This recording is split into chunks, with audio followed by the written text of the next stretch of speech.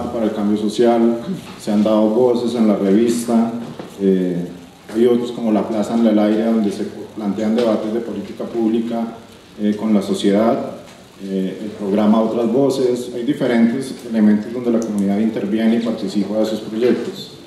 En el caso de don Álvaro, que se lo agradecemos enormemente, estuvo en las zonas veredales de concentración presentando obras de teatro y enseñando, algo que pocos artistas se arriesgan, y es trabajar con las comunidades y creer en un cambio, y es algo que se lo agradecemos de corazón, y haciendo un trabajo de inclusión y teniendo una apuesta de vida con el arte. Don Álvaro, sabemos que el primero tiene una celebración de toda una vida de trabajo, más de 45 años, entonces pues, encantadísimos y esperamos que siga guerreando. Y Edson ha trabajado con el Jardín La Ronda, con Primera Infancia, y ha tenido un gran trabajo con la comunidad y ha creado una escena artística en lugares donde antes no se esperaba. Ha ido por todo el país y es algo que también nos parece muy valioso. Sobre esta presentación, ¿qué nos puede compartir y enseñar sobre su experiencia en estos trabajos de comunidad y esta apuesta que han hecho?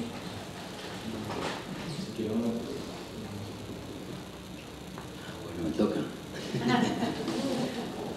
Bueno, pues muy buenos días. Pues no sé, lo que pasa es que es tan vasto el cuento que me parece que voy a tratar como de sintetizar un poco, porque hablando como con el cuento de la cultura y del arte, pues yo parto de que eso es como inherente a todo ser humano. El arte, la música cada vez lo corroboró más.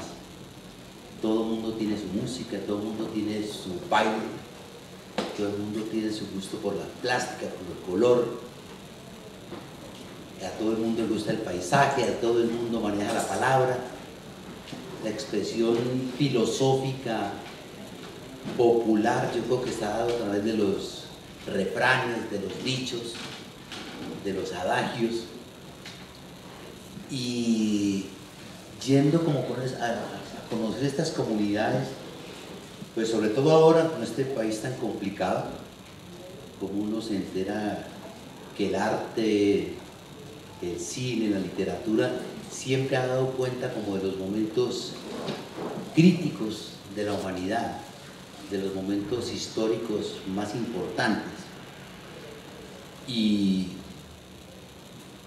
ir a las zonas veredales, como tener la experiencia de trabajar con habitantes de calle, como tener experiencia de trabajar con prostitutas. A mí no me gusta el nombre, ¿cómo llaman? ¿Cómo es que la llaman? Trabajadoras sexuales. Bueno, pongámosle trabajadoras sexuales. Y ese cuentico como que ir uno como a enseñar arte, cultura, yo me lo estoy como cuestionando, porque es que allí también está instalado. En las zonas veredales nos encontramos cantautores volviendo expresos en la música y en la palabra todas sus problemáticas, y con un nivel poético muy particular. Con el teatro, yo iba a hacer supuestamente un taller y me tocó hacerlo a partir de una obra que ellos ya estaban escribiendo, que tenían adelantado, que ya tenían todo un bosqueo, y qué mejor que asentarse como en la raíz de sus problemas. Con las trabajadoras sexuales es la misma cosa, porque cada una de ellas trae como toda una historia, ¿sí? En cada una de ellas está el solo hecho de intentar uno conocer la historia de por qué llegar allí. Porque yo escribí una obra que llamaba La Minta a partir de... Yo hice unos análisis de antropología y teníamos unas clases de técnicas de investigación, y me fui para Sevilla Valle, donde yo soy, a tratar de hacer ese trabajo, y me tocó ver una trabajadora sexual muy linda que estaba sola en una mesa tomando su licor. Yo ya la conocía, he tenido relación con trabajadoras sexuales desde muy joven. Mi primer maestro, Bernardo Brito, que era un genio, que murió muy joven, de 42 años, él trabajó mucho con ellas, porque las desplazaron de un barrio que porque era muy central y eso deterioraba la imagen del municipio. Entonces las fueron a desplazar hacia el barrio San José. En Sevilla, toda la información del pueblo se da a través de los parlantes de la torre de la iglesia. Y el cura indignado porque iban a desplazar las prostitutas al barrio San José. Eso se armó una discusión y un problema social y sexual. Y entonces fue, y era una cosa, una doble moral impresionante, porque allá iba desde el alcalde hasta el lustrabotas, ¿sí? Y la gente cómo denigraba de ellas en el día, pero en la noche participaba de todas estas actividades. Pues este amigo, Abelardo Brito, las organizó, llevó compañeras de Caicedonia, de Armenia, hizo una marcha exigiendo respeto, pues se las llevaron para el barrio San José. Él se fue a vivir allí con ella y con su compañera a enseñarles a leer y a escribir las que no sabían y empezar a descubrir las historias del desplazamiento, del por qué llegaba. En una de esas investigaciones, yo estaba ahí como observando, llegó un sargento que me había dado instrucción a mí, porque yo fui a este servicio militar cuando terminé el bachillerato. Sacó a bailar esta mujer, ella estaba como con el alma en los ojos, ni siquiera lo escuchó. Y el sargento, oiga, que vamos a bailar. Y ella volteó y le dice, no. Y el sargento llegó y le pegó una palmada, la cosa más impresionante en la cara, y ella apenas se quedó así mirando, quieta. Pasó el tiempo, se normalizó la rumba, cuando menos pensamos acabó el licor, pasó 3 puertas, entró por detrás, le tocó el hombro al sargento que estaba con otros tipos. Y yo digo, ¿usted quería bailar conmigo? Y el sargento volteó a esta mujer, le partió la botella. Una imagen impresionante, una imagen como de disco, una cosa muy loca. Pero entonces uno empieza, y yo después la conocí a ella, a ver todo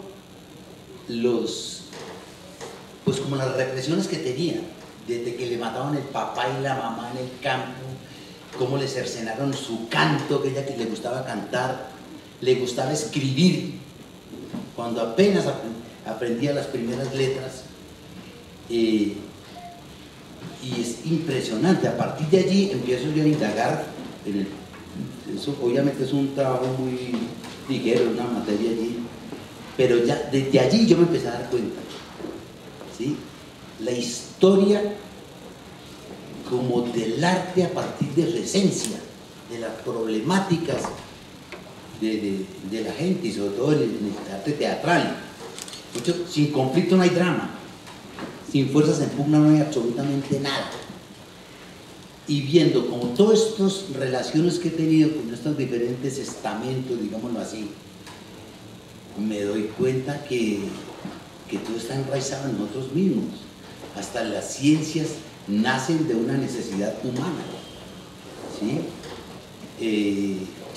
Como los objetos de estudio nacen precisamente como esas carencias, de esos vacíos que tiene el ser humano, que tiene la sociedad, y cómo los vacíos a mí se me hacen tan importantes. Yo siempre le digo a los compañeros con los talleres, crean en la ignorancia, crean en el vacío, que nosotros los modelos de educación siempre nos preguntan a uno de todo y cree que sabe, y si no sabe entonces grita.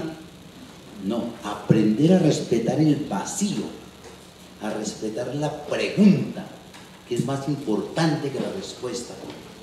Como el vacío en esos procesos de investigación, en el caso mío para el teatro o para el cine, que son mis pasiones, eso es reclave. Ese vacío, si uno tiene como esa instancia, las lecturas que uno tenga, las películas que uno detecta que le puedan dar información al respecto, los personajes conocedores de esos temas específicos, ¿sí?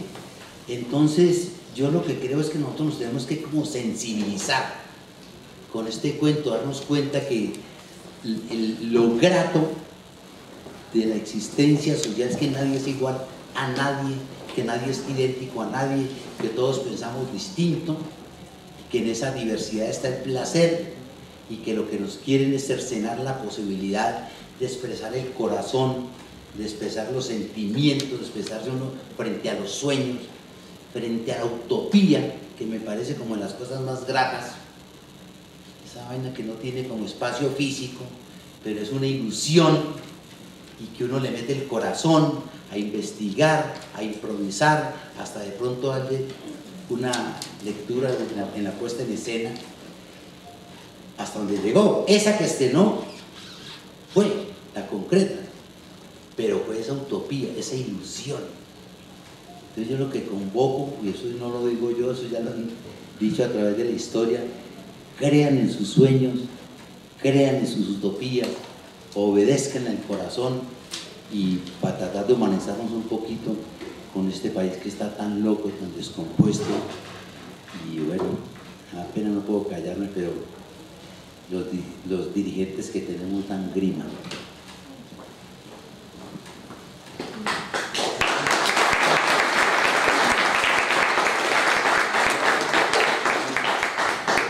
No me dijo nada.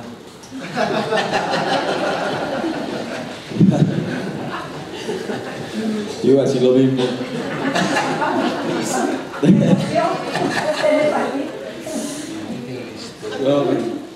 Pues yo la verdad que me siento, primero que todo, muy honrado de estar aquí al lado de Álvaro, que es mi amigo desde que yo era muchacho.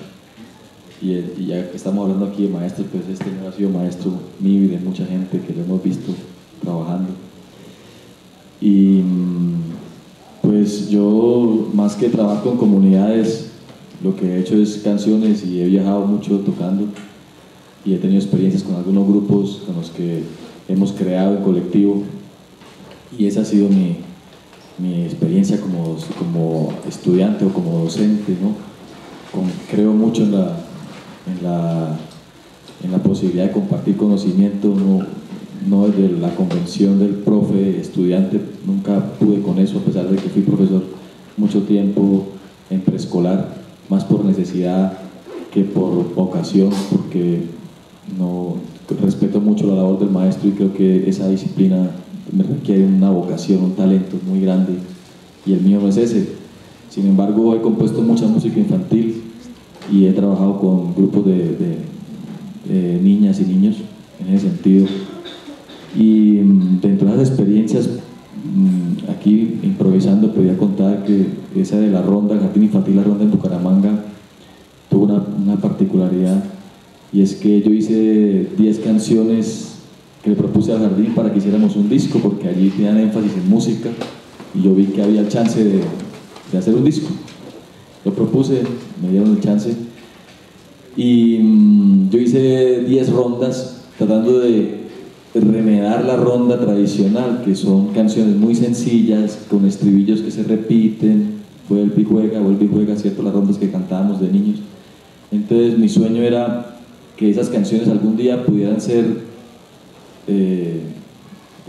no tradicionales, pero que quedaran populares por ahí, ¿no? Con esa intención las escribí. Y bueno, eso no es tan fácil, porque las rondas populares las hace la gente de una manera empírica, espontánea, y pues yo tal vez tenía mucha información como para llegar a eso tan sencillo. Sin embargo, las hice y a las profes les parecían un poco complejas. Yo primero tenía que enseñárselas a ellas para que luego ellas las transmitieran a los chicos y a las niñas, y les parecían muy difíciles. Entonces yo hacía talleres, las ponía en ronda a jugar, a que cantáramos, a que repitiéramos, a que nos aprendiéramos la canción, y ella siempre reclamaba: no, lo que pasa es que yo creo que tienes que hacerlas más sencillas porque no sé, ¿no? Y siempre reclamaba. Mientras eso sucedía, al poco tiempo, 2 o 3 clases, que ellas se quejaban y se quejaban, que no era capaz de memorizarlas, los estudiantes ya se las sabían, de tanto escucharlas, ya las estaban cantando. Entonces el trabajo que yo pretendía hacer, que era que ellas les comunicaran esas canciones a ellos, sucedió de una manera espontánea, solamente porque las chicas estaban escuchando, las niñas y los niños que eran muy chiquiticos de jardín, 5, 4 años, los más grandes tenían 7, y entonces el trabajo fue mucho más ágil de lo que esperábamos, y ya las estaban haciendo, ya las estaban cantando, ya estaban incluso haciendo lo que yo me imaginé que podía pasar, era que las cantaran sentaditos en círculo y jugaran a que se hacían palmas con las canciones, y así se las aprendieron. Eso fue por allá hace unos 10 años en ese jardín. Y de resto la oportunidad que he tenido siempre ha sido más bien como de llevar las canciones a diferentes lugares, siempre con la intención de que esas canciones no sean fruto de una intención, ¿cómo se diría?, industrial, ¿no?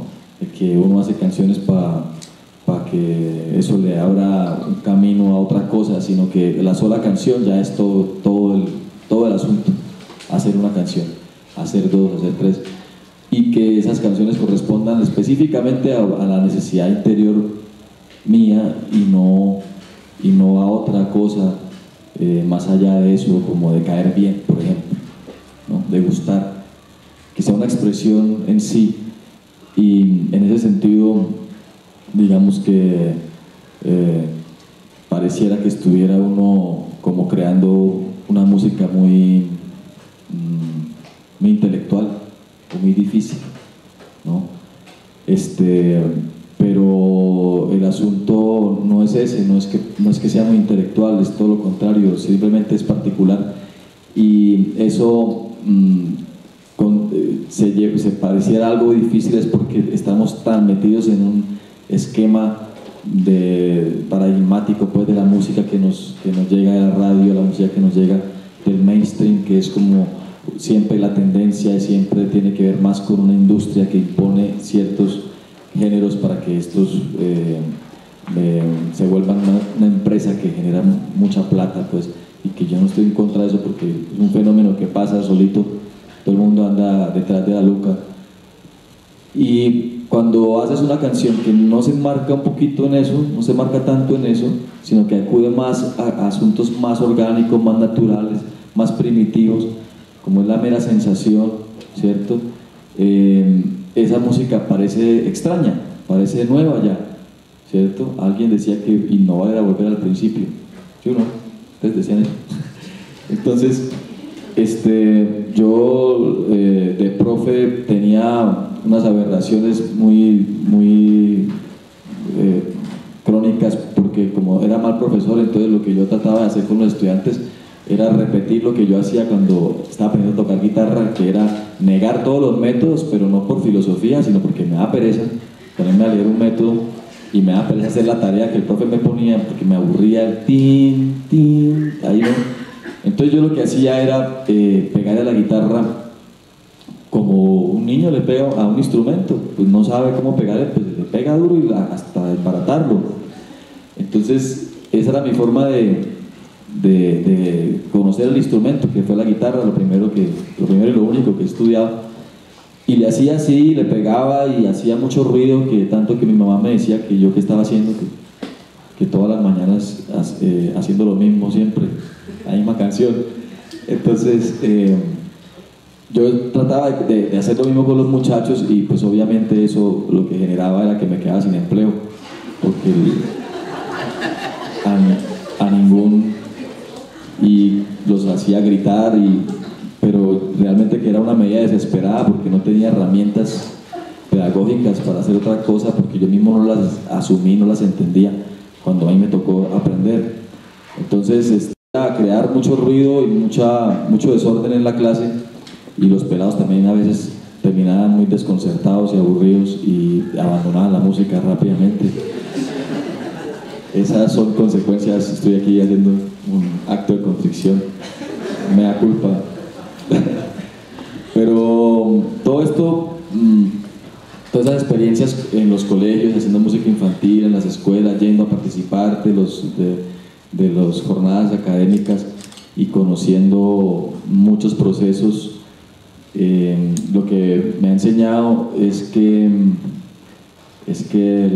las artes y la música son inherentes, como decía Álvaro, a cada ser humano, y uno, más que intentar llegar a enseñarles algo, lo que tiene que es encontrar cómo uno puede articularse y hacer parte de un equipo, de un grupo, y ahí también aprender, aportar y aprender. Y he visto cómo en las escuelas hace tanta falta eso, ¿cierto? Que los muchachos tengan alcance a los instrumentos musicales, que estén ahí para que los toquen. Es más importante que estén los instrumentos a que estén los profesores de música. Si están los instrumentos ahí, ellos los van a tocar. Si están los libros ahí, ellos los van a leer. Si están las pinturas, las van a usar para pintar. Entonces, lo que yo siento es que el espacio del aprendizaje en cada lugar, en las casas, debe ser sencillamente la disposición de los materiales y de los recursos, que existan esos recursos ahí para que hagan ruido, para que hagan manchas, para que se disfracen, para que se pongan vestuarios y hagan representaciones, para que lean y para que escriban. Es así como he encontrado que funciona realmente, y podría funcionar la escuela, y no tanto como un lugar a donde uno manda a los chinos para desencartarse y poder hacer otra cosa, y allá pues le enseñan a leer y le enseñan un montón de cosas, y también aprende uno en la escuela como a seguir un rigor, ¿cierto? De estar en fila, de aprenderse el himno nacional, de seguir una religión específica, de obedecer al maestro, y creo que eso es lo que toca romper, y tal vez las artes puedan funcionar en ese sentido muchísimo, y la escuela sea realmente un laboratorio artístico, incluso para experimentar también lo científico, ¿no? Un laboratorio donde exista también esa posibilidad. En fin, ya. Sí. Le quiero hacer una preguntita, porque cuando hicimos la película Todos tus muertos, a mí me sorprendió que al final, cuando voy a verlo en la edición, hay una canción infantil de él, que además como que le da toda una unidad dramatúrgica al cuento. ¿Cómo surgió esa canción? Esa canción, justo, La Montaña, es la canción, una de las que hice para ese primer disco infantil con La Ronda, que lo pensé como una canción de cuna, ¿cierto? Muy cíclica también, que la canción está mencionando el paisaje, ¿no?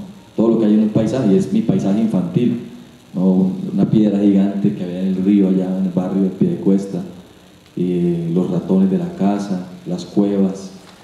Entonces yo lo único que hago es nombrar todo lo que recuerdo de la infancia, nombrárselo a la niña que está a punto de dormirse, que era mi sobrina. Y a Carlos le pareció que esa canción funcionaba en una escena de una montaña de muertos. La canción se llama La Montaña, y él la usa para una montaña de muertos. Yo la verdad nunca he visto la escena, cómo quedó. No he tenido la suerte ni he tenido la curiosidad de ir a verla, porque me ha causado mucha impresión que la hayan usado ahí para una escena tan violenta, ¿no? Esa es la historia.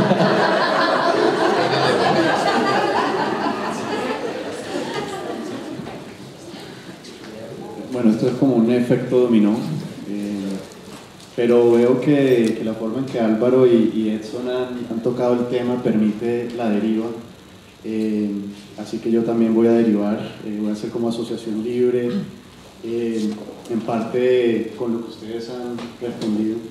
La Montaña es una canción maravillosa, a mí me gusta mucho. Yo creo que a mí me gustan las canciones de cuna, sobre todo hechas por personas que tienen otra clase de aproximación a la música y que luego hacen canciones infantiles. Lo mismo con los escritores que hacen libros infantiles, y que uno siente que hay un sustrato diferente, un sustrato adulto a ese libro infantil. Bueno, gracias por invitarme, me alegra mucho estar con ustedes aquí. Creo que si me pusiera a pensar en el tema de los profesores, en esa asociación libre, creo que me pondría a pensar más bien en los profesores que a mí me afectaron, porque creo que uno, como cuando va a enseñar, lo que hace es un poco replicar las mejores versiones que tuvo, ¿no? Como de ejemplo. Y en San Andrés Islas, donde yo crecí, donde yo estudié, los buenos profesores, las personas como comprometidas con que los pelados aprendieran y que el colegio no se tratara de una guardería en la que pues, nos mandaban ahí a recluirnos de 6 de la mañana a 1. Además que allá en San Andrés pues, el colegio empezaba muy temprano con muchos rincones del país por el tema del calor, entonces tocaba salir de la casa a las 5 de la mañana, 5:30, todavía estaba medio oscuro, llegabas a ese lugar todavía oscuro y era como una oscuridad hasta que salías al sol así del mediodía, al almorzar, y ahí había como la claridad. En esas clases de la infancia, realmente lo curioso es que pese a que yo me dedico a la literatura y estudié Derecho, el profesor que tal vez más me afectó era un profesor de Biología y de Química. Yo a veces lo comparo con el profesor de La lengua de las mariposas, no sé si ustedes han visto esa película, seguro sí, porque de ahí hay que coger claves y tal, o separarse radicalmente de ese modelo del profesor precisamente utópico, ¿no? Súper bonachón, buena gente, y que al final lo matan. Mi profesor era un poco un hijueputa, o sea, él no era ese personaje bonachón que te lleva a su casa y te presta sus libros, más bien era muy riguroso, pero siempre fomentaba la curiosidad. Era un tipo que fomentaba la curiosidad y la irreverencia. Primero, se estaba quejando siempre de las directivas del colegio y de nuestros papás y de nosotros. La clase empezaba más o menos con 10 minutos de una diatriba en la que nos explicaba por qué éramos malos, todos nosotros, toda la gente que lo rodeaba, y por qué él debió haberse quedado en la Alemania comunista en la que estudió. Él es de Manizales y se fue muy joven a Alemania y a la Alemania del Este. Entonces aprendió ese rigor alemán, además el rigor alemán comunista, pero el tipo era, en medio de todo, un montañero. Entonces era un montañero con la curiosidad del campo, que se había venido a San Andrés porque le interesaba el mar, los peces, los corales. Y entonces, en medio de este discurso súper riguroso, siempre estaba deslizando la curiosidad por el mundo y el no comer cuentos. Como, ¿ustedes creen que esto es así y está basado? Pues no, porque tal y tal y tal, y nos explicaba las cosas desde la biología y de la química.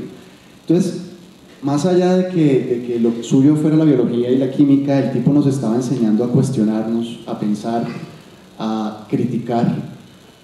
También el rigor, que de pronto creo que es bueno incluso como contraposición, que tengas una figura antagónica ahí enfrente.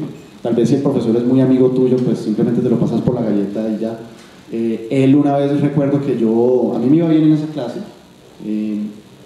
a mí me gustaba mucho el tema de lo marino, de la biología, de la química, y una vez yo estaba sin hacer nada, estaba haciendo otra cosa y todos los demás estaban estudiando, y él se me acercó y me dijo, ¿por qué no estás haciendo la guía que les dejé? Y yo le dije, Teo, se llama, además Teo, imagínense, Dios, se llama Teodecto, le decíamos Teo. Entonces yo, Teo, no, yo ya terminé la guía, ya terminé de estudiar, y el man coge, y mira así, empieza a saltarse una vena acá. Yo veo que va, o sea, el man está a punto de bullir y todo el mundo en tensión mirando qué va a pasar, y el tipo grita, uno nunca deja de aprender, uno nunca deja de estudiar. Entonces, bueno, yo cogí, saqué el libro de biología de nuevo, lo abrí en una página aleatoria y me puse a leer. O sea, no sabía bien a qué iba eso, yo quería usar mi tiempo libre, no sé, creo que estaba dibujando un cómic, alguna cosa, pero me calaron tanto esas palabras que las recuerdo 20 años después, ¿no? Es la clase de cosas que te quedan ahí sonando. Entonces, Teo era esta persona antagónica totalmente, que de hecho se quejó cuando a mí me fue muy bien en el examen de estado, porque decía que coma un pelado indisciplinado. Creo que lo bueno es que él indirectamente premiaba la irreverencia, pese a que exigía el rigor. Entonces creo que eso es muy bueno en los profesores, que tengan estudiantes a los que ladinamente les recompensen el talento, la curiosidad, les den como dulcecitos al que saben que igual nunca va a ser el estudiante más estructurado, ¿sí? Aunque también le den pullas, aunque también lo critiquen y le digan, tú deberías ser como fulanito, que fulanito sí trajo toda la tarea y fulanito hizo todas las guías y fulanito se va a sacar 10 en el examen, tú no, tú te vas a sacar 8. pero igual le das la sonrisa de lado y eso hace que el estudiante como que entable una relación especial con el profesor y sobre todo con el acto de aprender. Entonces, bueno, ya desde el malpensante, esto es una historia como de profesor en mi caso, pero desde el malpensante siento que las personas que llegan ahí, que llegamos ahí y que trabajamos con la revista, con la fundación, de hecho, bueno, no sé si en estos 22 años hemos tenido la oportunidad de hacer algo con Álvaro, sí hemos tenido la oportunidad de hacer algo con Edson, hace 2 años hicimos un concierto en la Universidad Nacional y es fomentar la curiosidad, es fomentar el pensamiento y crear interlocutores. Entonces, de pronto, ya muy sentado el tema como de la enseñanza, los ejemplos que ahorita daba Jonathan sobre nuevas voces, los talleres que se hacen de escritura, las iniciativas con Ideartes de cuadernos de literatura y de artes que recogen como los textos que se crean en todos los barrios de Bogotá para ver qué se puede trabajar editorialmente y publicar en la revista, lo que trata es de crear interlocutores, que los hay, o sea, hay personas que tienen cosas para decir, como ustedes bien han dicho, en todas partes. Uno va a cualquier vereda, uno va a cualquier isla en mitad del Caribe, allá hay alguien que tiene algo que decir. La vaina es que tal vez no haya encontrado la forma de articularlo. Yo creo que desde el teatro, el cine, la música y la literatura se estructura, se articula el cómo expresar las experiencias que todos tenemos, porque todos tenemos vidas interesantes y todos tenemos conflictos y dramas. La vaina es cómo haces para expresar eso de forma que los otros se puedan relacionar y causarles empatía, conmoverlos, ¿no?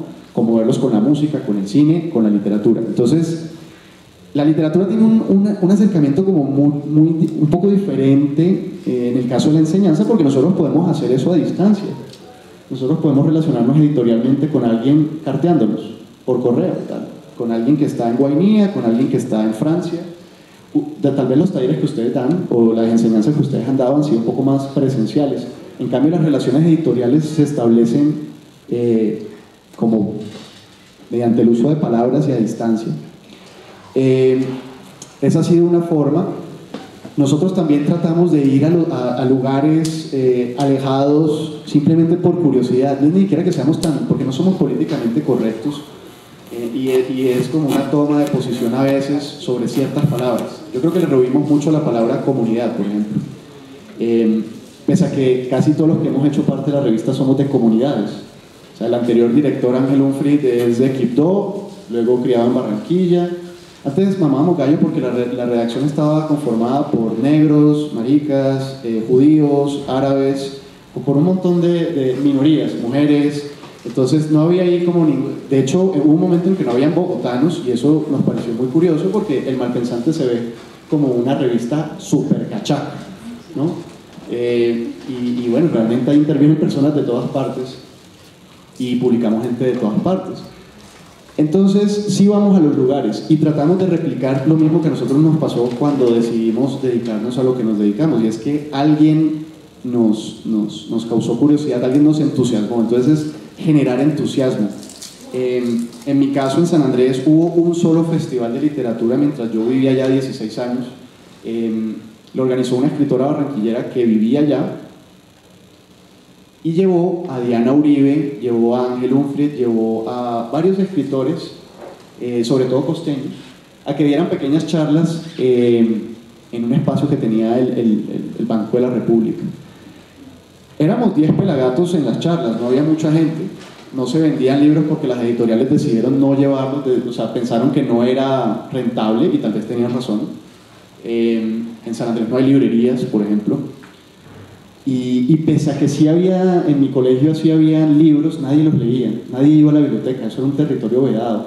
Yo sí creo que es importante que hayan mediadores, y en mi caso los mediadores literarios eran nulos en el colegio. El mejor mediador que teníamos era el biólogo, y ese fue al que nos amarramos a muchos.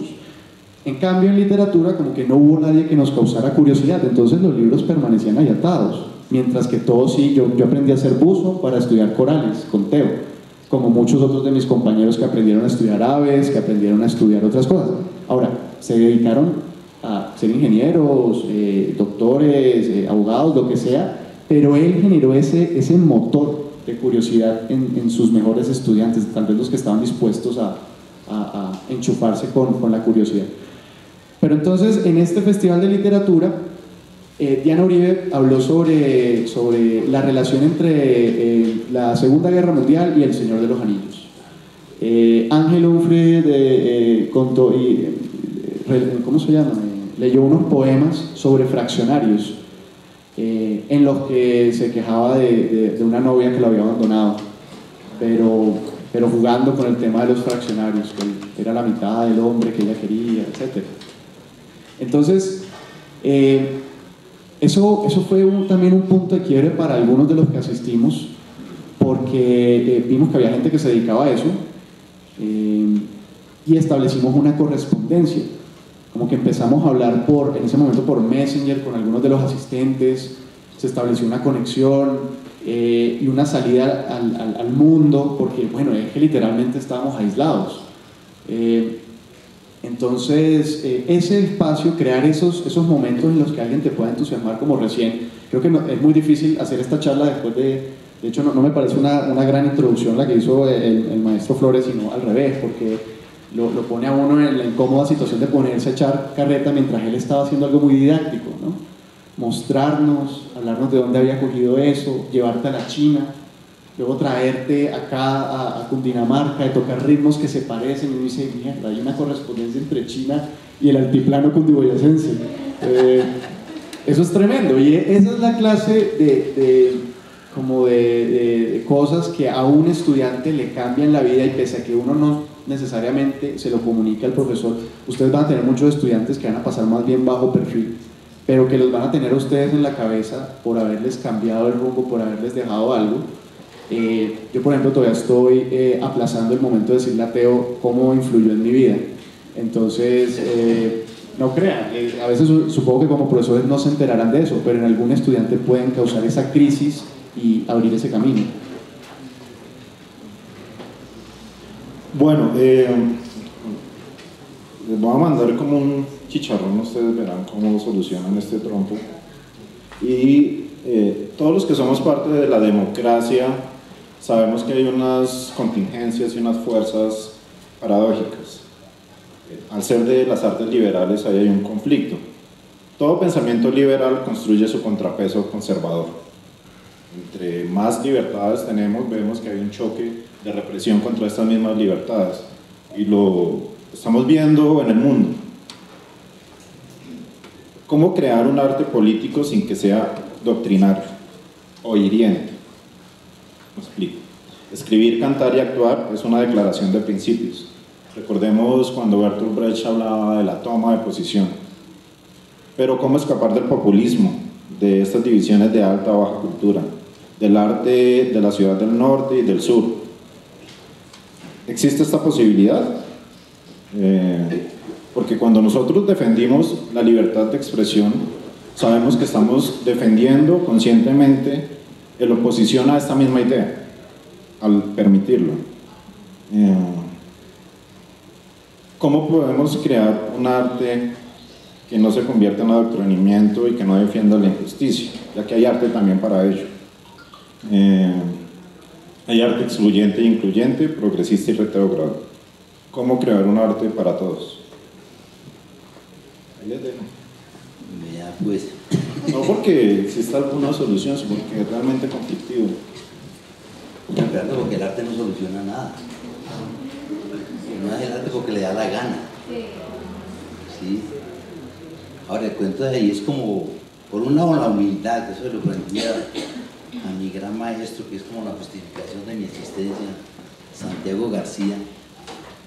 Esa humildad, no la humildad cristiana, cada uno verá qué piensa, sino la humildad como sinónimo de honestidad, de lealtad, como ese camino hacia lo ético. ¿Y qué pienso yo? Yo creo que el político es uno, y hay una gran diferencia entre el autor y la obra. Pues obviamente hay canales así que se comunican, indudablemente, pero si el arte, dentro de todas estas funciones del lenguaje, toda esta cosa, lo que prima es la función poética, ¿sí? Y para la poético, como yo lo entiendo, por un lado, la honestidad para ejecutarlo tiene que partir de su esencia cultural, de sus raíces culturales. Habla de tu aldea y te conectarás con el mundo. La necesidad de respetar la esencia, la individualidad. Yo, ¿dónde nací? Hay una especie como de determinismo geográfico, y sobre todo en este país donde cada región es una cultura muy marcada. La música o la danza o la letra que se maneja en el llano es muy distinta a la guajira o a la parte andina de Pasto. De cada uno como corresponder a su esencia, y eso es como de los clásicos. Partir de su raíz, de su individualidad, ese universo de relaciones que uno ha tenido a través de su existencia, que es lo que lo determina a uno como persona.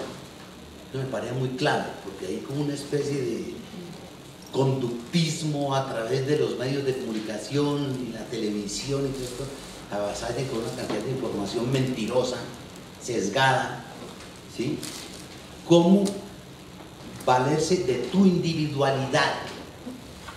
Es la única manera, además de uno adquirir herramientas para luchar frente al individualismo, frente a la superficialidad, frente a la banalidad, ¿sí? Yo, pues, que he hecho vaina en televisión, lo hago fundamentalmente por el billete, por ahí, donde uno se da cuenta que eso es terrible. Y realmente lo que me gusta y me apasiona es el teatro y el cine, que paradójicamente me enseñaron lo ignorante que uno es, pero a la vez le abren las puertas para sensibilizarse con todos los lenguajes que allí confluyen, porque ahí confluye todo: la literatura, las artes plásticas, los lenguajes no verbales, bueno, absolutamente todo, la música, son artes audiovisuales. Entonces, si lo que uno revela en ese juego de improvisación, en ese riesgo, porque uno siempre está arriesgando, por más de que estudie, por más de rigor que tenga, si el público empieza a bailar la nalga, baila. En la película o en la obra de teatro. Eso además lo decía Santiago, que era muy chistoso. Si usted quiere enterarse si la obra o la película gusta o no le gusta, mire el culo del espectador. ¿Y cómo así? Y si el culo está para allá y para acá, sospeche. Si el culo está quieto, así tenga diarrea, usted no quiere parar. Y es una mamadera, esto es totalmente cierto, uno siempre está corriendo ese riesgo. Entonces, en ese proceso del universo de lo metafórico, con la imagen que yo crea, pues después de lo que he estudiado, investigado, creyendo en mi sensibilidad, indago toda esta cosa, que además es una cosa muy loca, porque si usted no estudia, se jode. Pero si se pone a copiar lo que estudia, también se jode, porque usted entra al universo de la ficción, ¿sí? Es un invento, y el arte es único, el que nace, ¿sí? La canción de los niños es él, y punto. La ciencia descubre, el arte inventa.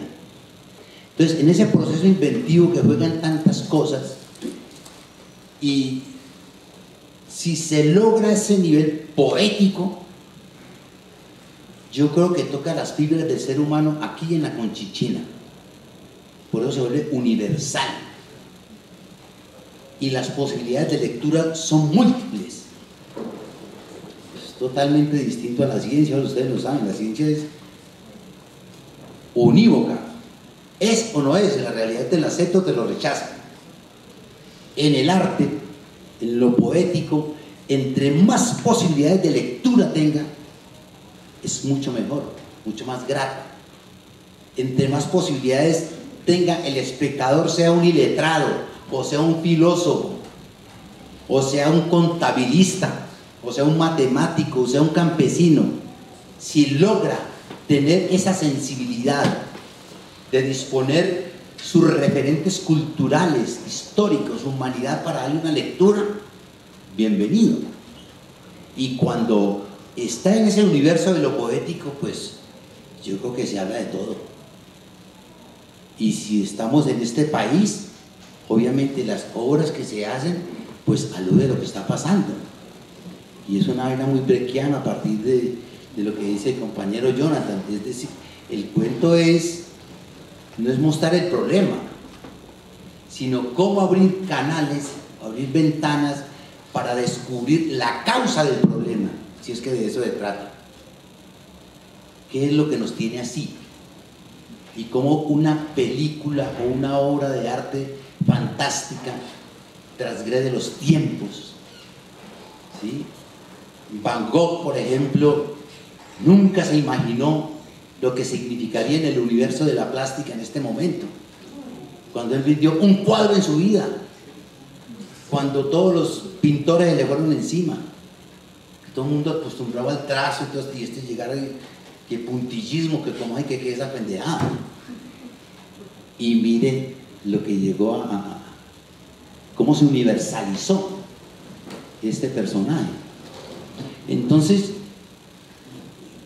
cualquier pintura de Van Gogh, cualquier obra fantástica, cualquier obra de Shakespeare, cualquier obra de Brecht, pues hombre, yo creo que te abren canales para abrir de muchas puertas, para sensibilizarte y hablar de tu propia realidad y de tus propios sueños y de tus propias frustraciones y de todo ese caldo que somos nosotros, porque esa cuestión, por ejemplo, en el arte se da esa carreta en la actuación, que aprendí a sentir tristeza, que aprendí a sentir dolor, que alegría es pura carreta. Eso no está en el diccionario, es un concepto. Nosotros somos todo eso: tristes, alegres, celosos, amorosos, frustrados, soñadores, chucha, caspa, pecueca. Somos todo. El problema es hacer poesía con todo eso. Y si se logra ese fin, porque uno, no sé, que 1500 intentos que uno tenga, que de pronto le funcione uno como arte, porque si uno se metió a esto es como para buscar, como la vida, uno nace en la vida buscando la felicidad y muere en esa búsqueda, hasta el último suspiro. En el arte es eso. Aquí, como el compañero, hágale, busque y busque y busque. Como dice Picasso, el arte es un cementerio de hallazgos. Si le funcionó, esa es la primera que tiene que enterrar, porque usted se pone a repetir, baila, tiene que estar inventando. Entonces yo creo que en esa dinámica no es como la mejor película o la mejor canción o la mejor obra de teatro. El éxito, eso es carreta. Porque que usted ve la mejor y no vuelve a ver teatro, cine, o no vuelve a leer un libro. No, lo mejor es que haya mucha literatura, muchas películas, muchas obras de teatro, y que haya muchos espacios para que la gente se sensibilice con eso, y no con el cuento pues de la televisión. Es que como a la gente le gusta es eso, pues si no le gustan sino eso, pues obviamente no les gusta. Son los referentes que tienen, que eso es lo más terrible. Y sobre todo con la música, es impresionante. Aquí a través de los medios de comunicación no se conoce la música nuestra, ¿sí? O las películas, o ¿sabes? Que Perro come perro, una cantidad de problemas, que por qué tienen que mostrar siempre lo malo, que por qué tienen narcotráfico, pero por qué se molestan por la película y nunca brincan como cuando esos asesinatos realmente están sucediendo. Pero todos estos muertos, por ejemplo, en los cuales estábamos haciendo alusión ahora, que yo estaba en el mundo entero con una película, y de lo último que se habla es de Colombia, de esas montañas de muertos. Eso hablan de la Primera Guerra Mundial, hablan de la Segunda Guerra Mundial, de todos los conflictos de los árabes, de todas las guerras donde ha habido montañas de muertos. Aquí me parece que hay una búsqueda estética muy valiosa de Carlos, y que yo como género no he podido determinar esa película, porque eso tiene tragedia, tiene comedia, tiene como el absurdo, como el surrealismo, tiene teatralidad. A mí me dice al final, bueno, ¿ustedes qué hacen cuando termina una obra? Pues, en la venia. ¿Pero qué? ¿Usted qué haría aquí? Pues, como así. A ver, dirige el final. ¿Pero qué haría? Entonces que salgan todos los técnicos y que salgan todos los actores. Pues, hágale. Y entonces pues, la película termina así. Y cuando yo hago así, pues todo el mundo la venia y así termina la obra, la película. Dale a un distanciamiento de la fama impresionante. Y que ahí previa a eso está la canción de él precisamente, que a mí me llamó mucho la atención, que fueran de niños en ese cuento, porque es como la sorpresa del campesino que llega y se queda hasta visco cuando le meten una montaña de muertos ahí en la finca, que ya sería toda una carreta larguísima pues de contar. Pero yo creo que el arte es una búsqueda y sí empieza de todo, y lo mejor es humanizarnos, sensibilizarnos, y una persona que tenga información, que tenga sensibilidad, que desarrolle sus potencialidades, sus virtudes, ¿sí? Sus encantos, sus ilusiones. Yo creo que eso nos sensibiliza y ese es el valor que necesitamos para que cada uno vuelva expreso todo lo que tiene en términos humanos. Gracias, maestro. Bueno, pues yo tengo más que nada preguntas en ese sentido, muchos cuestionamientos, porque justo la palabra arte o el concepto arte pues también es una cosa impuesta, es una cosa que a mí se me antoja que es meramente occidental y que nos llega aquí a estas tierras en esos barcos y se nos impone como que esto es el arte, ¿no? El mismo Van Gogh y todo, el mismo Van Gogh tuvo que sufrir contra eso, pues, pero yo pregunto, ¿habría la posibilidad de un arte absoluto, de que haya una cosa que sea inherente a todos y a todos nos funcione como arte, como expresión? Y estoy seguro que no. Siempre nos han dicho el arte sensibiliza, y yo sé que los grandes canallas de este país han tenido el alcance de la ópera, los mejores museos del mundo, han visto a los mejores cantantes y a los mejores artistas, y sin embargo no dejan de ser canallas. Incluso encuentran en esas mismas exposiciones razones para justificar sus posiciones. Cuando estuvo aquí toda la colonización en este territorio, la moral occidental necesitaba justificar la barbarie que estaban haciendo, cómo esclavizar a los indígenas, cómo traer gente de África para esclavizarla, y una forma que encontraron para justificarla fue inventarse la raza. Y los grandes pensadores de Occidente se pusieron en la tarea de encontrar justificaciones para determinar que no todos éramos iguales, que había razas inferiores. Y eso aliviaba la moral del colonizador y de la corona, porque ahí, gracias a los grandes intelectuales, podían justificar la barbarie, porque lo que estaban matando eran personas que valían menos. Entonces estos pensadores sirvieron a la barbarie y eran de alguna manera artistas también, porque eran escritores, digamos. Y entonces pensar como en un arte como una cosa, usted lo dijo, sin que sea un arte que sirva para todos y que se adoctrine, pues es imposible, porque hemos visto que en muchos regímenes se crea una censura hacia el arte que no concuerda con la ideología del régimen, entonces se crea un arte absolutista. Es este arte el que conviene al país y el otro se censura. Aquí pasa soterradamente, digamos que ahora mucho más con el cuento de la economía naranja, se va a empezar a cercenar todo lo que no tiene ese ingrediente industrial, todo lo que no pretende ser exitoso en esa medida capitalista. Yo lo que pienso es que lo que podría deberíamos intentar recuperar, no sé si recuperar porque tal vez no lo conocimos y no lo tuvimos, investigar un poco de una manera introspectiva cuáles son nuestras necesidades sensibles, reales, innatas, porque en las comunidades indígenas o africanas, digamos, más autóctonas, no existe el término teatro, no existe el término arte, no existe el término danza, ni hay un equivalente.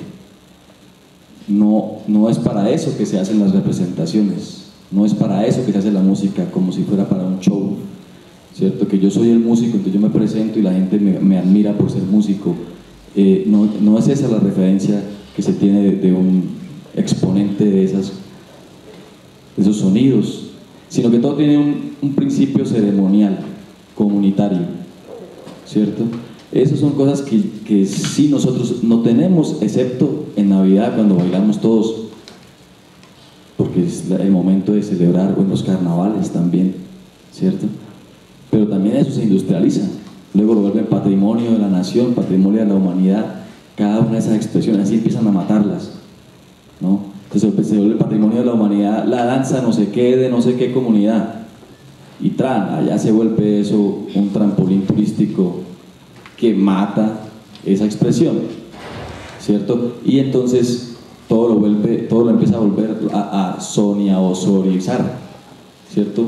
Entonces hacemos el ballet de Colombia y llevamos por todo el mundo el mapalé y toda esa vaina que así no se baila, ni así son los vestuarios reales. Eso no es así, ni existe para eso. No es así como originalmente se creó. Pasa como cuando el abuelo de uno o el papá le contaba historias. Él no estaba intentando ser un actor, ni un narrador oral, ni pretendía ser un artista en ese momento. Lo único que estaba era continuando una ceremonia que es la palabra, contar. Sí, yo tengo una experiencia hermosa con mi padre, y es que de niños nos contaba historias fantásticas que todos creíamos en la casa, sus hijos, y sobre todo en la época del apagón.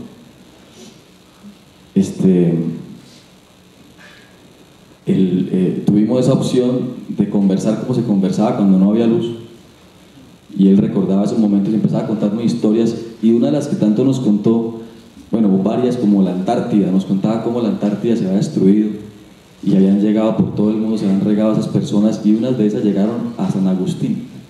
Entonces él decía esas cosas y todos se las creíamos, obviamente, que una parte de la gente de la Antártida había colonizado San Agustín, ¿no?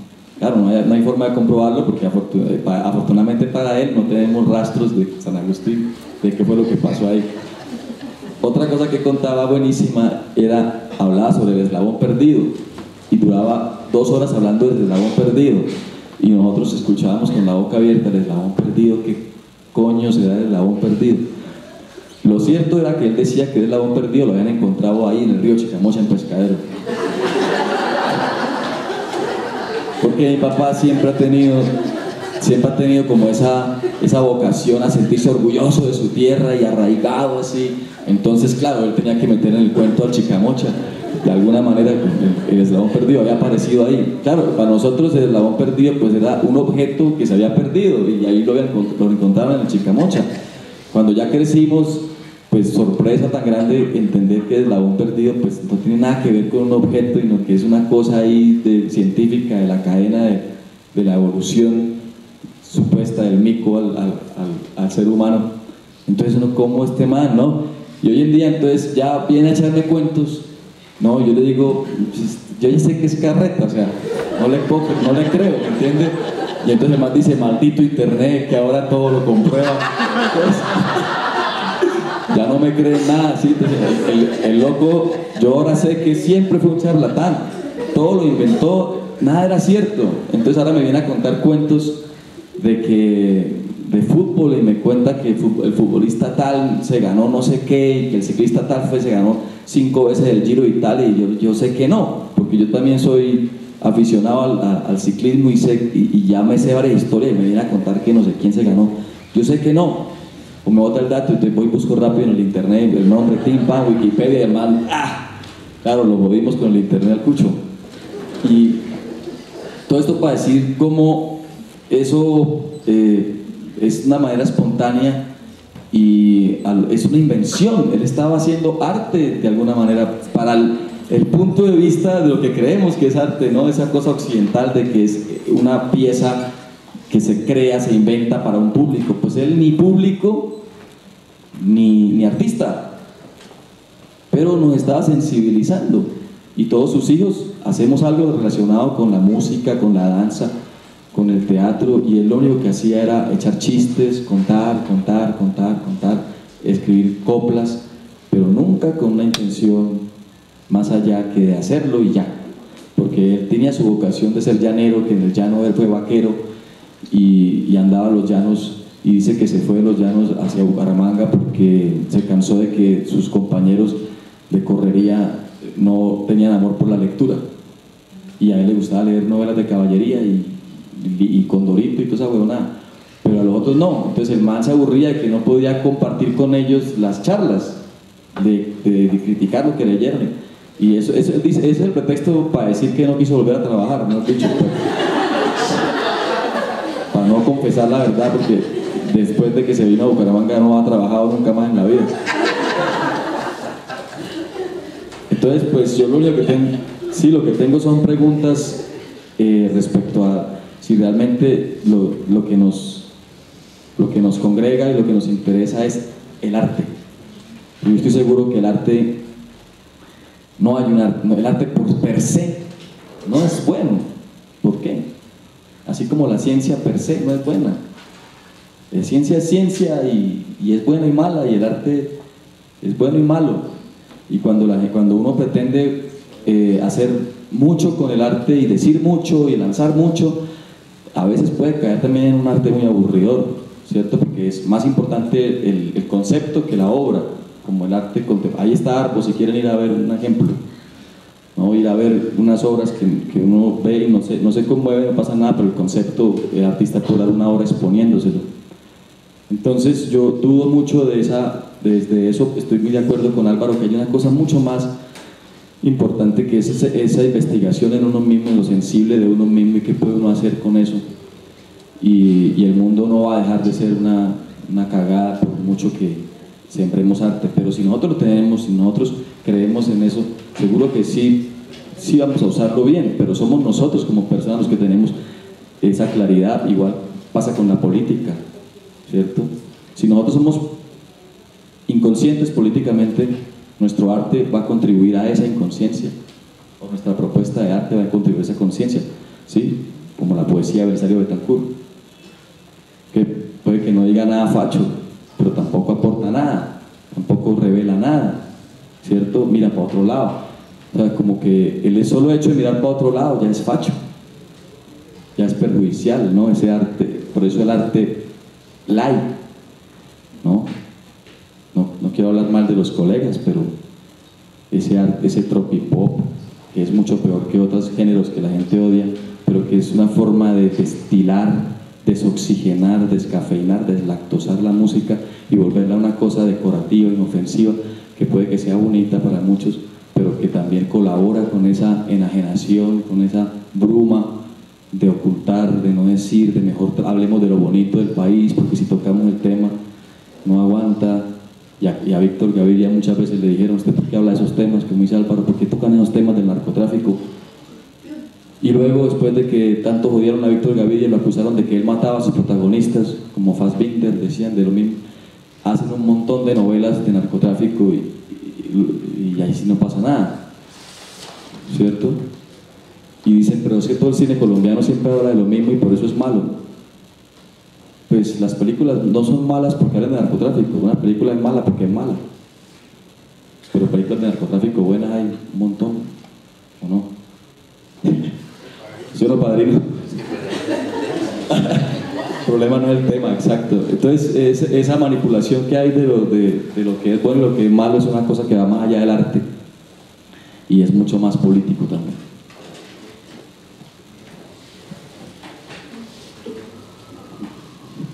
Bueno, duro hacer también un comentario después de esa intervención.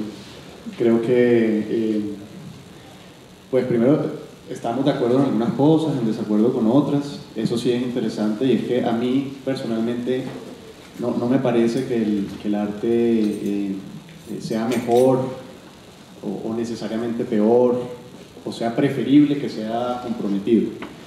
Me parece que las personas sí lo debemos ser y que debemos actuar de forma comprometida en lo político, pero siguiendo lo de la división entre obra y artista, creo que la obra puede prescindir del compromiso.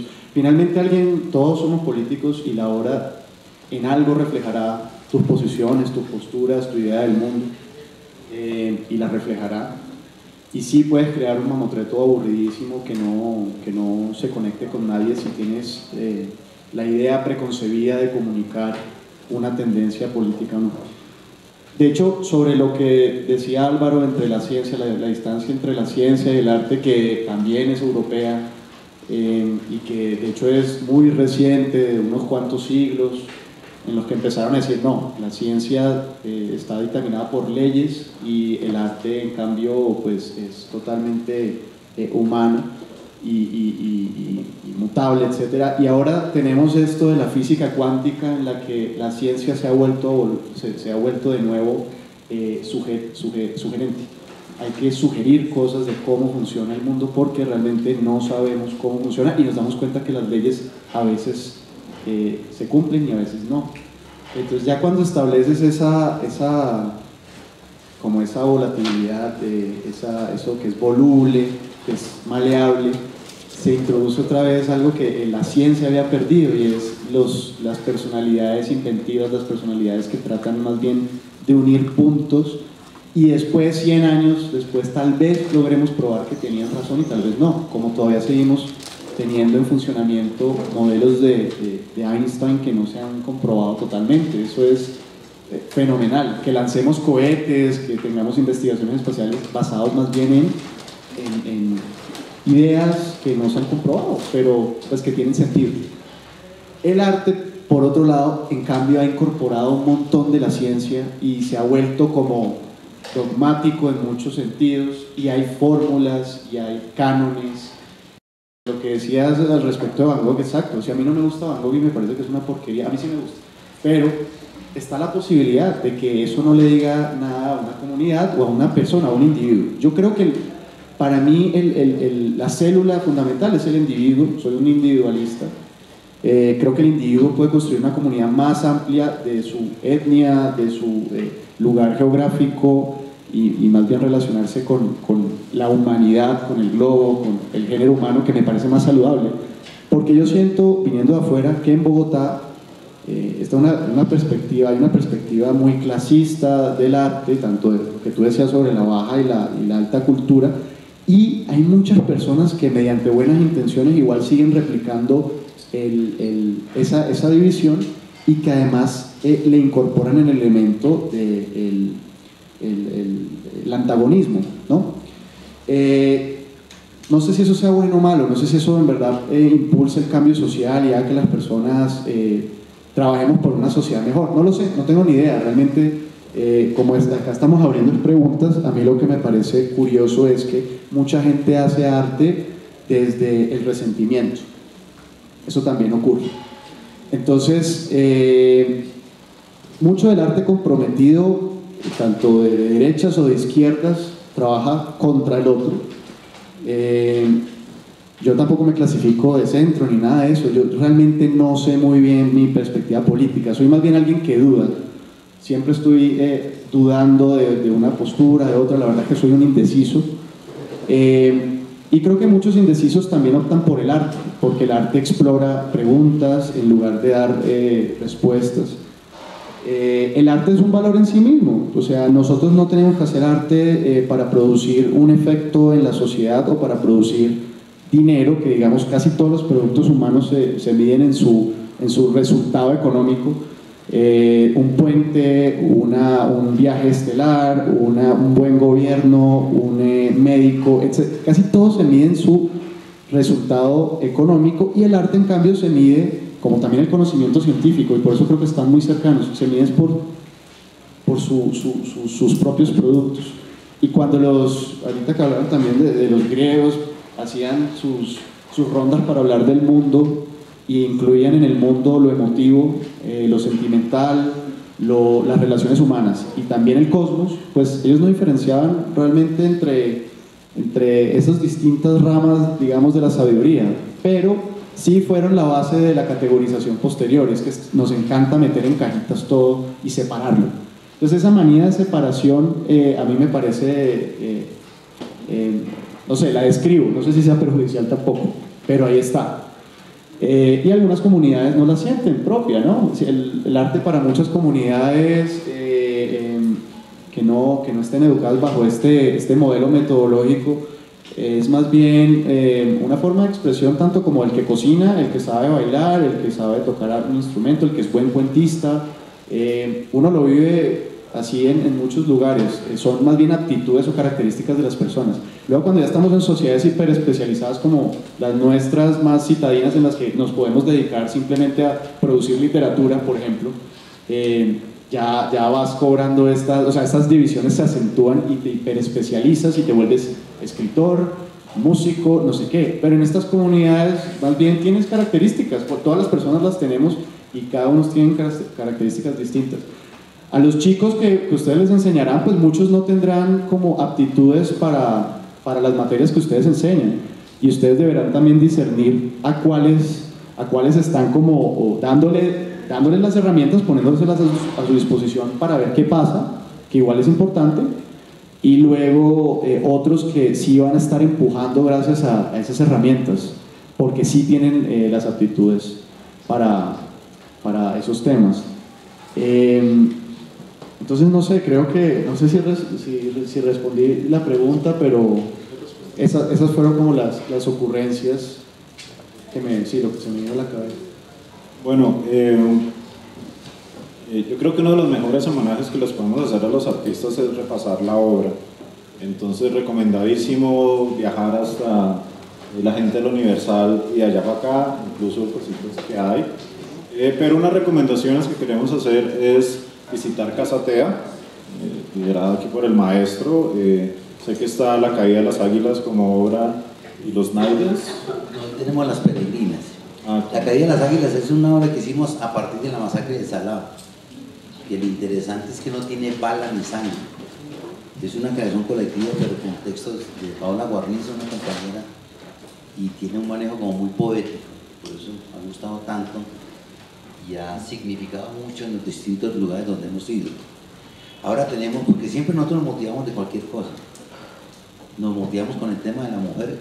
Una obra que hicimos hace 5 años, se llama Las Peregrinas. Indagamos desde Coco Chanel hasta la mujer de Einstein, Policarpa Salabarrieta, desplazados, y sería chévere que fuera a la calle 19-471 a las 7:30 de la noche, hoy y mañana. Y a partir de...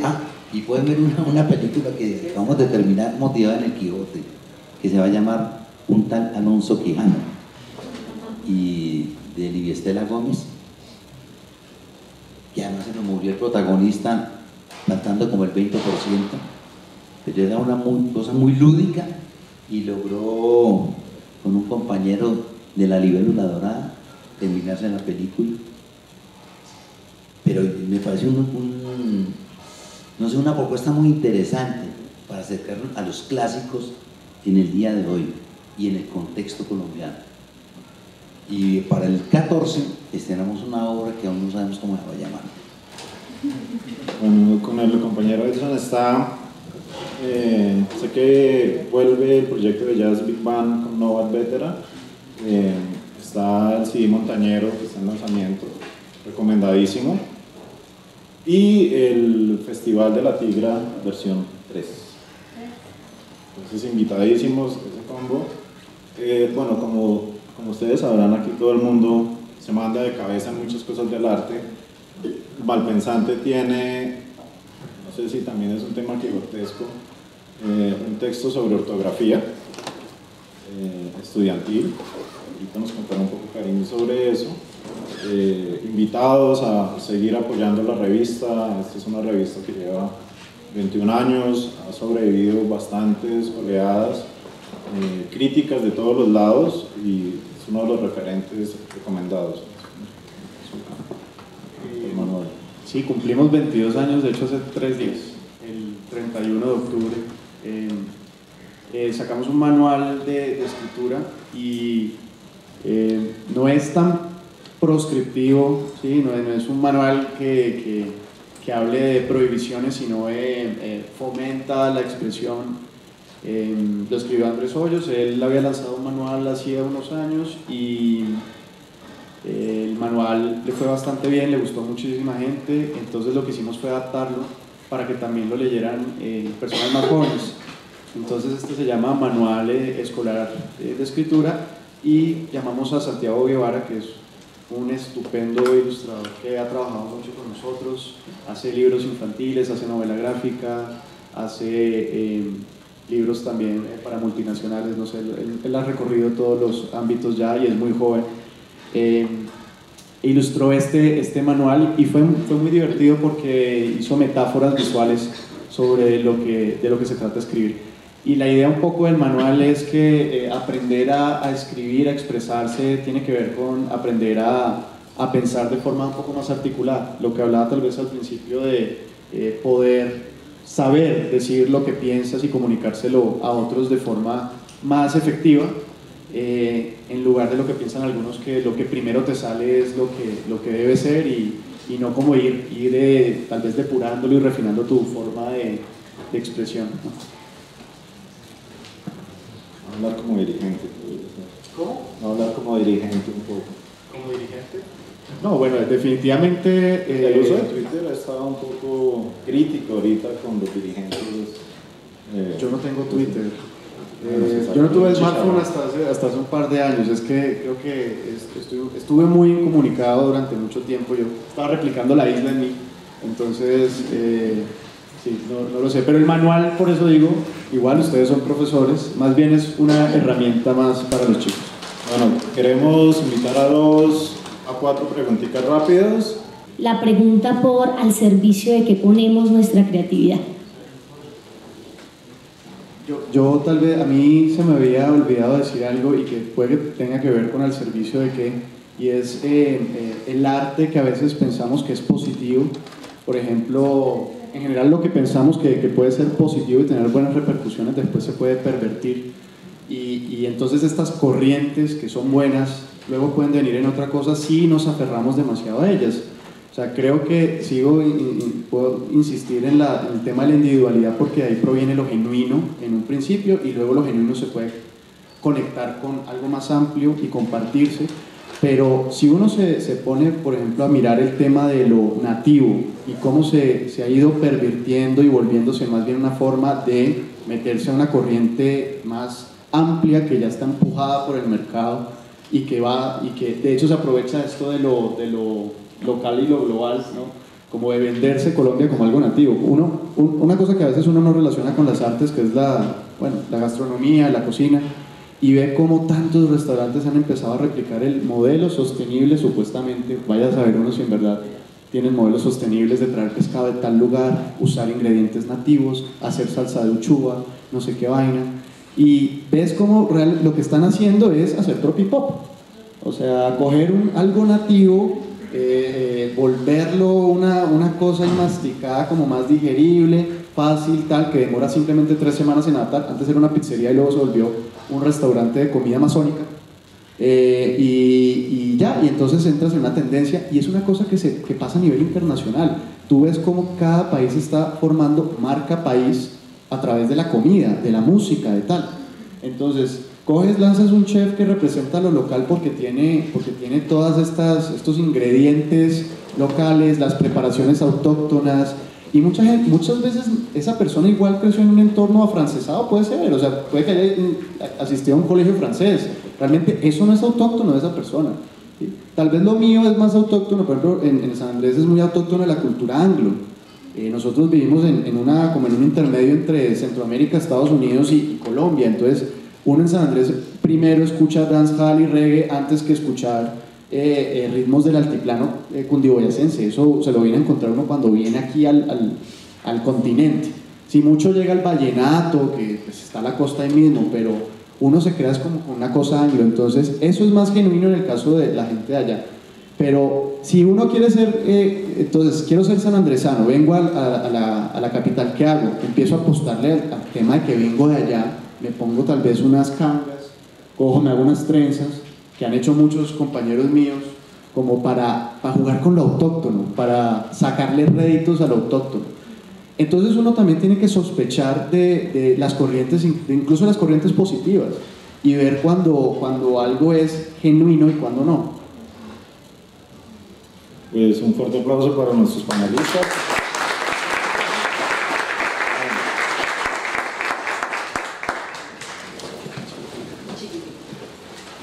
Quería decir que me afectó la afirmación, profesores, que a mí me afectaron. ¿Por qué? Porque nosotros como docentes afectamos de una manera positiva o negativa a nuestros estudiantes, y mirando otras cosas que he tomado de ustedes, tenemos que mirar el culo también de nuestros estudiantes, saber cómo están de aburridos o cómo están de amañados en el aula, para de esa manera innovar lo que estamos dictando. Ayer justamente compartí una experiencia, hasta lloré de sentirme tan impotente al sentir que mis estudiantes no podían tener su culo en la silla, porque lo que yo estaba dándoles a conocer no estaba llegando de una manera que a ellos les gustara. Entonces, de ahí viene la afirmación, como yo les decía, del importaculismo. A nosotros los maestros nos está importando un culo si el estudiante, a él le llega esa expresión, y estaba mirando unas palabras que todas tienen que ver con el arte. Comunicarte, expresarte, educarte, sensibilizarte, preocuparte, interesarte, formarte, contarte, hasta peinarte tiene que ver con el arte. Vestirte, como decíamos hoy, tuvimos que tener una sensibilidad artística para poder estar vestidos como estamos hoy. Entonces es una invitación a que eduquemos empezando con el arte. No eduquemos hacia el arte, sino teniendo como herramienta principal el arte.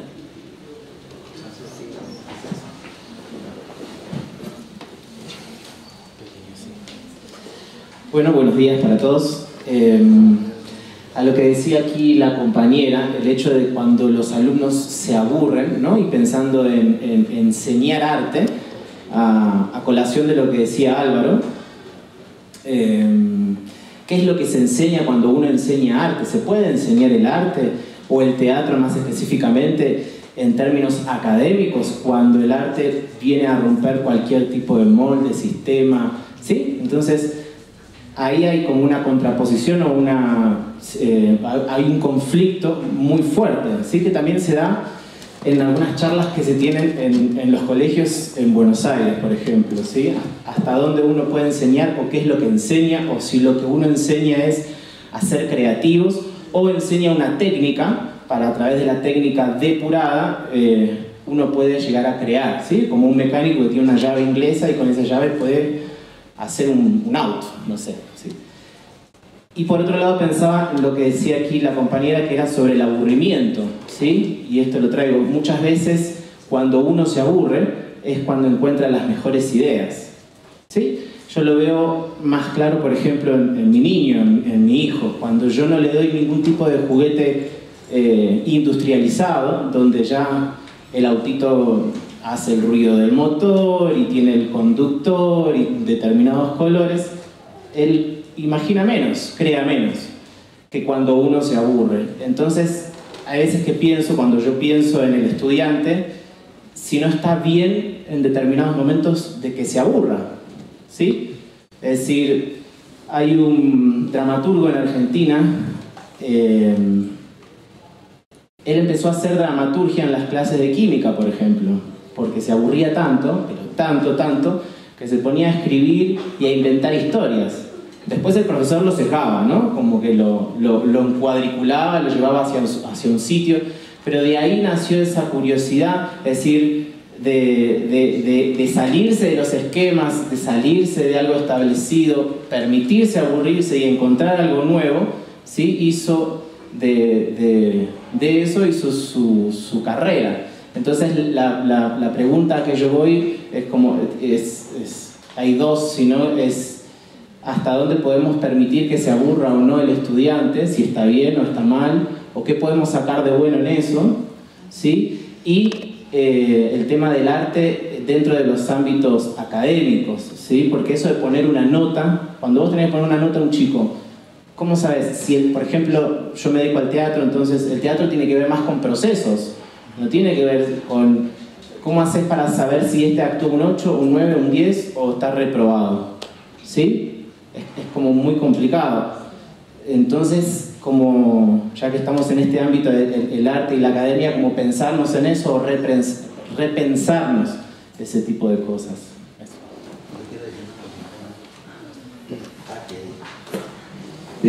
Ahí eso sería un tema bien interesante, inclusive para iniciarlo, porque eso es para largo. Pero el arte y la academia siempre han tenido su roce. Y por eso yo lo decía ahora, es una instancia en que en un proceso de creativo uno necesita informarse y valerse de herramientas científicas en las ciencias humanas y toda esa cosa para información. Pero después, ¿cómo carajo mandarlo para el cuarto de San Alejo para darle el espacio a la imaginación? ¿Sí? A ese bombillazo. Y ese bombillazo además es una idea, y el arte no muestra ideas, el arte es concreto. El problema es a partir de la idea volverlo un hecho. Entonces, esa partecita, eso es muy complejo. A mí cada rato me invitan con el ministerio de unos talleres, vengo de Cúcuta, un taller que llama Imaginando nuestra imagen para cine. Y yo siempre me he preguntado lo mismo. Y lo primero que les digo es, yo me formé en teatro, el teatro me llevó al cine. ¿Sí? Planteo este taller a partir del problema de los conflictos que yo he tenido. Lo primero que les aconsejo es que sospechen de lo que yo les diga, que escuchen a todo el mundo, pero ahí es donde viene el juego de la individualidad, tu sensibilidad particular, ¿sí? Porque sí, yo tengo experiencia, pero ¿qué tal uno con experiencia esperar a transmitir los vicios, los clichés y las peleas que uno tenga? Entonces, ¿cómo tratar de buscar el camino para incentivar y que cada persona descubra lo suyo? ¿Sí? ¿Cómo transmitir las experiencias sin necesidad de que ellos lo asuman? Porque en el fondo yo particularmente no creo en métodos, no creo en normas, no creo en fórmulas, no creo en nada. ¿Sí? Pero sí, pero si no estudia también se jode. Porque es que hay que como aprender a estudiar, como aprender a leer, inclusive aprender a leer la calle como un libro, ¿sí? Cómo aprender de toda la gente que ha escrito, que son universos de experiencias y de sensibilidades, pero para ubicarlo en tu individualidad, para ponerlo a disposición de las musas que convocas en esas instancias creativas. Pero ese problema es viejo y me parece hasta grato que exista, porque el problema es cuando ya creemos que estamos, que pasa lo que está diciendo aquí el compañero. A mí me tocó con Santiago cuando dirigía la Escuela de Arte Dramático, y además él salió por eso, porque él el pensum lo mandó a recoger y terminó en conflictos hasta que retiró. Porque ¿cómo así yo que me voy a poner aquí a joder con enseñarle a actuar? ¿Por qué? Si cada uno actúa y tiene su artista como le dé la gana, ¿sí? Entonces es como brindar los espacios, ¿sí? Que tengan las pinturas para que pinten, que tengan los instrumentos, ¿sí?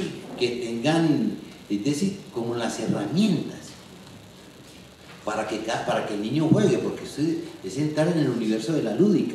Esa es la parte complicada, que tengan esos espacios con una mínima infraestructura para que el pelado juegue como juega con el balón, ¿sí? Y yo creo que a los pelados hay que meterlo en este tierrero, también como en esa polémica que ellos lo asumen con su lúdica, con su juego, pero también con la pregunta que dice el compañero. Esas preguntas son fundamentales y que qué bueno que se pretenda solucionar, eso se pretende entre comillas, en el hecho, en la práctica. ¿Sí? Pero bacano meternos en ese cuento. Yo agrego una cosita. De acuerdo con el compañero, el aburrimiento sí es una cosa muy importante porque de verdad crea la posibilidad de ser inventivo. Y yo pienso que lo que pudiéramos tener en la escuela es un espacio de libertad, donde el tiempo libre exista, donde el juego sea juego de verdad, y para que el juego sea juego tiene que ser juego libre. Y si nosotros miramos cómo aprendemos a caminar, cómo aprendemos a comer, cómo aprendemos a vestirnos, nos damos cuenta que no necesitamos ningún maestro que nos dijo cómo, ni leer el método. Y finalmente uno termina caminando muy parecido al papá o a la mamá, sin que él haya dicho cómo. Y uno aprende a leer mucho mejor si vio al papá que leía, o a la mamá, o a los dos. Y uno baila también si en su casa se baila. Y uno canta si sus padres cantan. Y uno es una piedra si sus padres son una piedra. Y a uno le falta afecto si en su casa le falta el afecto, y uno va a ser un mendigo del afecto el resto de la vida. Entonces hay una experiencia de un cura italiano, Gianluca Rossi, no mentira, no sé cómo se llamaba.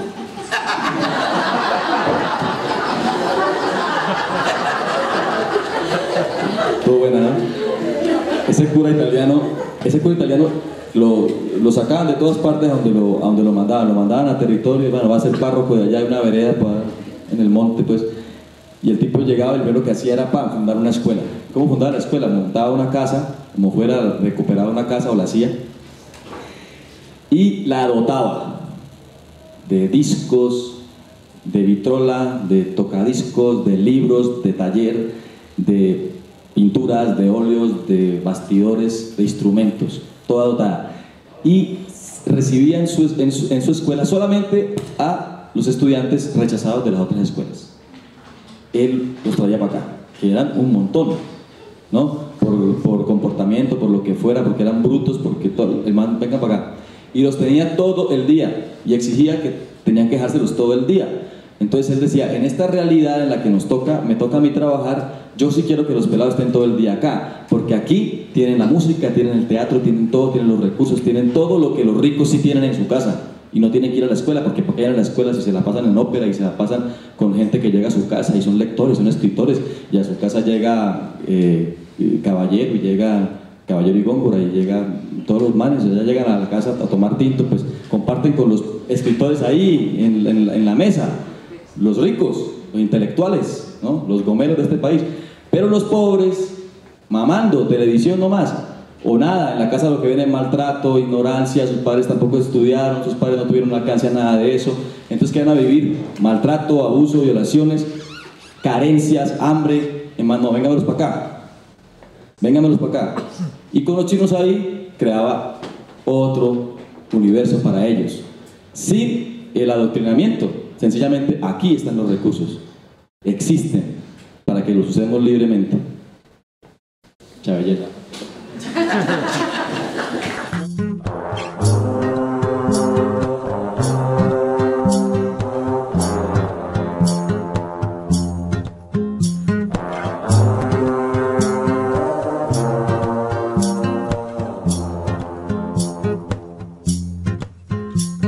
Me quitaste el aire,